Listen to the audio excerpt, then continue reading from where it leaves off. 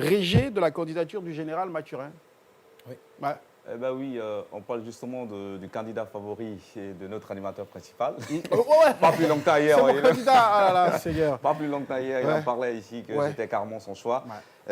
Bon, aujourd'hui, il faut savoir que On s'est mal réveillé. l'information, nous sommes justement à 48 heures des élections du bureau exécutif Non, mais non, de la 24 Fédération heures. guinéenne. 24, c'est demain. 24 Bon, heures et justement, C'est censé être demain. voilà, De base, ouais. du bureau exécutif de la Fédération guinéenne de football. Et c'est la commission électorale de recours de la FEGIFOOT qui a justement jugé nécessaire de mettre monsieur... D'invalider la Voilà, candidature voilà, de justement. général Et- Mathurin. Et il n'était pas seul, il est accompagné d'ailleurs par justement Minkailou ouais, Sampou, qui était à l'instant Kouti, sur, Madi, ORLM. Bata, voilà, et autres.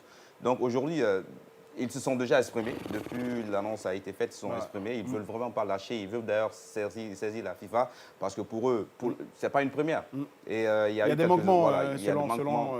Voilà, il y a cette eu équipe-là. quelques années déjà où ce même scénario s'est produit et ceux qui étaient victimes ont saisi la FIFA et justement les élections ont été terminées. Est-ce que les élections Donc, auront ils lieu, espèrent. Sagno? À mettre entre guillemets. Hein. entre guillemets, mais quelque part aussi, il faut savoir que lorsque on est visé par plusieurs accusations de la part du ministère de la Justice, est-ce que tu vois, quelque part, on sent que la candidature court un Peut-être grand... un grand risque. Un grand Mais risque. à côté de ça, moi j'ai écouté le vice-président de cette tête de liste, Michael Sampou, tout à l'heure sur ORLM, qui disait comme ça qu'ils n'ont pas été, il n'y a eu aucune notification, ils l'ont appris sur les réseaux sociaux comme les autres. Et généralement, les textes et les lois électorales au niveau de la Fédération guinéenne de football montraient qu'il y avait certains manquements. Donc ils se concerteraient pour la journée de demain et voir ce qu'il y a lieu de faire et quelles sont les mesures qui seront prises. Élection, y aura-t-il, il n'y aura pas. Une commission aussi de la CAF est attendue à Conakry Ouais, pour justement, l'occasion. Je vais aller dans le sens où il n'y aurait pas d'élection, parce que déjà... Selon toi? Voilà, ces personnes, bon, dans le cas où... Au Parce cas qu'on où, parle, on d'accord. parle de...